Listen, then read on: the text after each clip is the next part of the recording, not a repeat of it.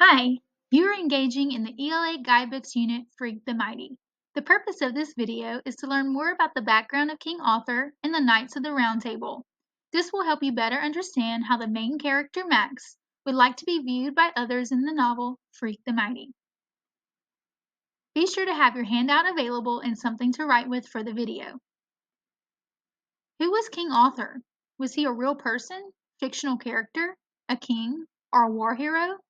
These questions have been debated and sought after for years and years, but where lies the answers? King Arthur is truly one of the most fascinating characters of all time, and countless movies have been made, books have been written, and stories have been told about the once and future King of Britain. To truly answer the question, who is King Arthur, or was King Arthur a real person, we must backtrack to the origin of Arthur and the Knights of the Round Table. King Arthur was a legendary British king who appears in a cycle of medieval romances as the sovereign of a knightly fellowship of the Round Table. It is not certain how these legends originated or whether the figure of Arthur was based on a real historic person. The legend possibly originated either in Wales or in parts of northern Great Britain. So who were the Knights of the Round Table? There were actually hundreds of knights associated with the Round Table and King Arthur, but we'll take a look at the most often mentioned, well-known, or most associated with King Arthur. The Knights of the Round Table were a group of brave warriors who pledged to defend the kingdom of Camelot and uphold the values of chivalry.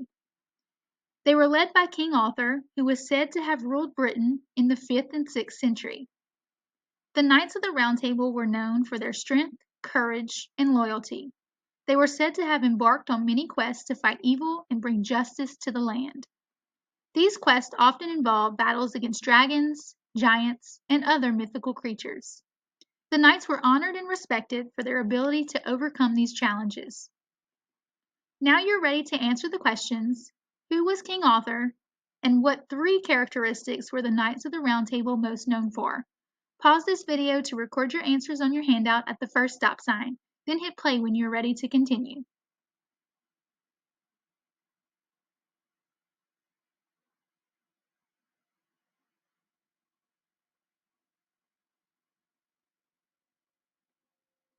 Let's review.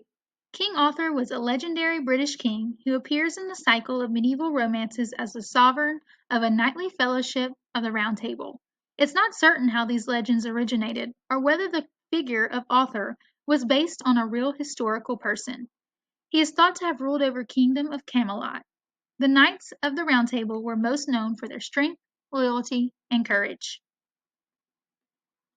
The legend of the Knights of the Round Table can be traced back to the medieval period when Arthurian stories were first recorded in written form. Over time, the stories of the Knights of the Round Table became a popular subject for literature and art, and they have been retold and adapted countless times in different forms. There were many knights, each with a unique personality and skill set. Let's review the 3 most popular knights mentioned throughout history. Sir Lancelot was the most famous of the Knights of the Round Table. He was known for his bravery, strength, and loyalty to King Arthur, and was considered one of England's greatest knights. He was also a skilled fighter known for his ability to perform incredible feats of strength and courage. Sir Galahad was known for his purity of heart. He was said to be the perfect knight and was known for his chivalry and bravery on the battlefield. Sir Percival was known for his strong sense of justice and his desire to right wrongs. He was a skilled warrior and was often called upon to defend the kingdom against threats. You may have heard the phrase, chivalry is not dead. This is a phrase people use when someone shows politeness in a situation. Politeness, kindness, and honesty are synonyms for the noun chivalry. Another way to use this term is chivalrous, which is an adjective. For example, we could say the chivalrous knight. Chivalrous is describing the knight. In order to become a knight of the Round Table, a knight had to prove he was chivalrous, or polite enough.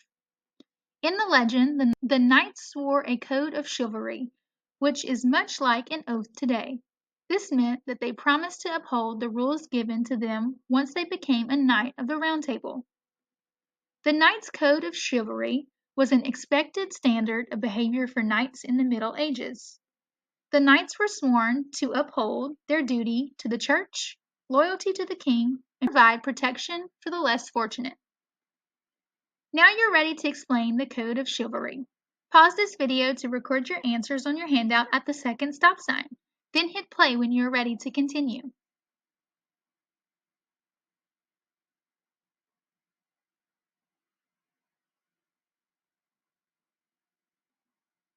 Let's review. The knights were sworn to uphold their duty to the church, loyalty to their king, and provide protection for the less fortunate.